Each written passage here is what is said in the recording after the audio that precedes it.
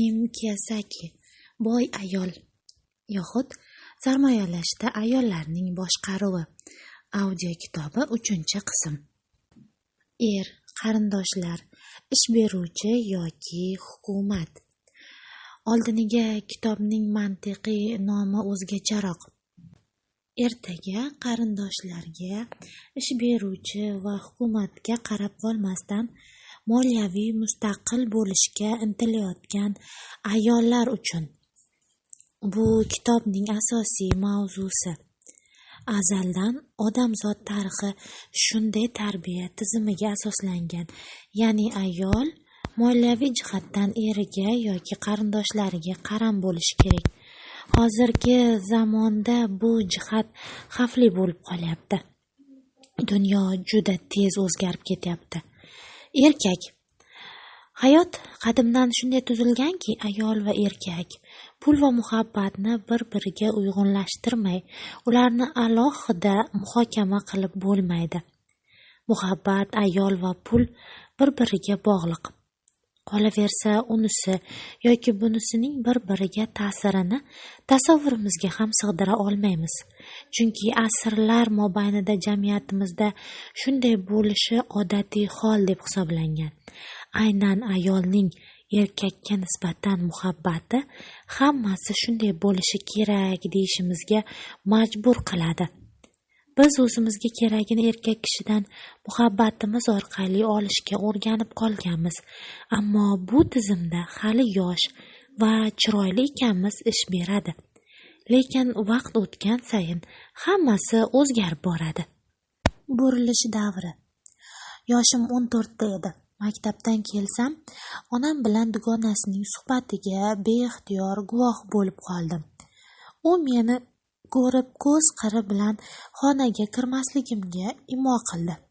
Men oshxonaga chiqib o'zimga yegulik tayyorlamoqchi, muzlatgichdan sut olmoqchi bo'lgandim. Ularning suhbati baribir qulog'imga chalinaverdi. Onamning dugonasi Gloria juda xafa edi. Men nimadir bo'layotganini sezib yurgandim, dedi u. Bolalarni o'ylab ham u ketib qolmaydi deb o'ylardim. U senga nima dedi? So'radi onam. U 1 yildan beri boshqa mendan yoshroq ayol bilan uchrashib yurar ekan. Aytishicha, uning oldida u o'zini qahramonday his qilarmish.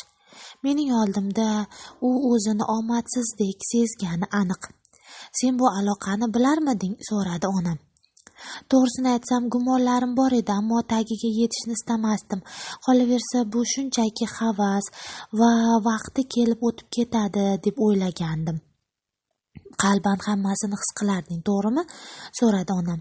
Ha, faqat buni tan olishni istamasdim, dedi Gloria.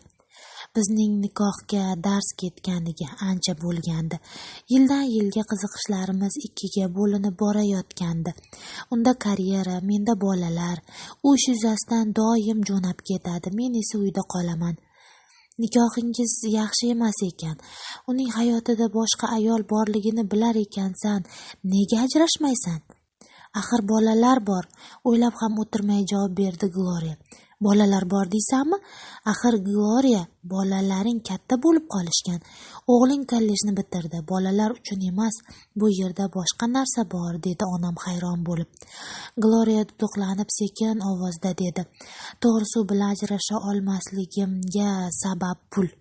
Munosabatlarimiz yaxshi bo'lmasa-da, lekin moddiy jihatdan hammasi joyida.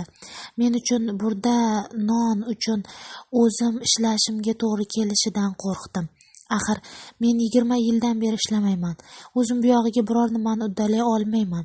Ha, bizning nikoh yo'q hisobi, ammo erim bilan moliyaviy himoyalanish uchungina murosa qilishimga to'g'ri keladi, deb ko'ziga yosh oldi Gloria. Nima qilishni bilmayman. Haqiqatga tik boqishdan qo'rqaman. Yoshim 45 da, yolg'izman va o'zimni o'zim ta'minlashim kerak.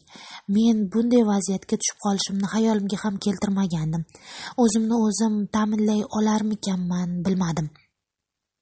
Bu so'zlar badanimni junjiktirib yubordi va o'ylab qoldim. Bunday xiyonatli nikohga Gloria erining pullari uchungina rozi bo'lib yashab kelyapti. Men tushundimki, hayot ertaklardagiday emas, go'yo shahzoda bilan malika turmush qurib, uzoq va tinch umr kechirishgandek. O'sha kuni o'zimga qaror qildim va dedim, mening moliyaviy kelajagim erimga yoki boshqa birovga bog'liq bo'lmaydi. Hozirgacha o'sha qarorimni hayotimga tatbiq qilib kelmoqdaman. Tizimni o'zgartirish payti keldi. Meni to'g'ri tushunishga harakat qiling. Mening erkaklarga qarshi hech narsam yo'q. Men ularni sevaman, shunchaki men ularga moliyaviy tomondan qaram bo'lishni yoqtirmayman. Bugungi kunda bu fikrimga ko'pchilik ayollar qo'shilishadi. Men 40-50 yoshga kirib nikohlari buzilgan va mablag' masalasida qiyinchiliklarga duch kelgan ayollarni ko'pini ko'rganman. Ularning tarixi quyidagicha: yoshlikda juda baxtli edik, keyin ajrashdik. U mendan yosh ayolning yoniga ketdi. Hayotimda birinchi bor yolg'izlanib qoldim. Menga ota-onam borasida baxt kulib boqdi. Baxtli er-xotinlar timsolida ular menga o'rnak bo'lishdi. Ular 50 yillik turmushlarida muhabbatni va o'zaro hurmatlarini saqlab qola olishdi. Afsuski, ba'zi oilalar vaqt sinovidan o'ta olishmaydi. Ajralishlar ko'payib ketyapti. Men ajralishni o'ylab, oldindan reja tuzing demoqchi emasman. Shunchaki haqiqatga tik boqing va har qanday vaziyatda o'z moliyaviy hayotingiz haqida ham qayg'urishni o'rganing. Gloriyada zaxira reja bo'lmagan. Unda asosiy reja nima qilib bo'lsa ham moliyaviy qulaylik uchun nikohni saqlab qolish bo'lgandi xolos. Moliyaviy istakning erkak tomonidan qondirilishi go'zal va latofatli bo'lgan 20-30 yoshlar davringizda amalga oshishi mumkin, ammo 40-50 yoshlarda boshqa yo'lini qidirish kerak. Erkak bir adashib yana qaytadi deb o'ylash befoyda. Ayol o'zi o'zgarishi lozim. Va hozirga kelib formulani o'zgartirish vaqti keldi. Bunda asosiy rolni pul o'ynaydi. Yoshligimizda bizga go'zalligimiz hokimiyatni bergan bo'lsa, yosh o'tgan sayin vaziyatni faqat pul nazorat qiladi. Bu borada yaxshi so'zni Ketrin Hepburn aytgan: ayollar, agar sizda ishq yoki pulni tanlash imkoniyati bo'lsa, pulni tanlang. Yoshingiz o'tgan sayin pul sizga ishqiy sarguzashtlarni beradi. Zamon o'zgaryapti va biz ayollar ham u bilan birga o'zgarishimiz lozim. Buni qanday qilishni kitobim orqali aytib beraman. Agar siz yaxshi moliyaviy strategiya, boy erga tegish deb o'ylasangiz, unda sizga omad tilayman. O'z hayotini o'zgartirish, uni o'z qo'liga olishni va harakatni boshlashni istagan ayollarga esa men alternativ yo'l taklif qilaman. Qarindoshlar. Ba'zilarimiz qarindoshlarimiz tufayli oilada qulayliklarda yashash uchun imkoniyatlarimiz bor, ammo bu baxt hammada ham emas. Ba'zi dugonalarim qarindoshlaridan qandaydir yordam olish u yoqda tursin, o'zlari ularga qaramoqlariga olishga majbur bo'lishyapti. Ulardan biri yoshi o'tib qolgan onasini uyga olib ketishga majbur bo'ldi. Onasi o'zini o'zi eplay olmay qolgandan so'ng uni oq yuvib oqtarash dugonamning zimmasiga tushdi. Qolaversa, kasal qari odamga qarashning o'zi bo'lmaydi. Buning uchun ham ma'lum miqdorda mablag' zarur bo'ladi va ishining bir qismidan voz kechish kerak. Bu kelib turgan daromad kamayadi degani. Yaqinda bir dugonamga onasi vafot etgandan keyin meros bo'lib ota-onasi 30 yil yashagan kattagina uy qoldi. Qarangki, bu uy shu paytda qimmatlagan va ko'chmas mulk sifatida daromad solig'idan qarzi ham ko'payib ketgan ekan. Qarz shunchalar ko'p ekanki, ayol uyni sotib qarzlarni to'lashga majbur bo'ldi. Oqibatda merossiz qoldi. Yana bir dugonam Syuzenning holati hozirda ko'p tarqalayotgan achinarli vaziyatlardan. Uning otasi kerakli pulni topgan, biznes bilan shug'ullangan, ko'chmas mulk va qimmat qog'ozlar egasi bo'lgan. Syuzenning onasi vafot etgandan so'ng u boshqa ayolga uylandi.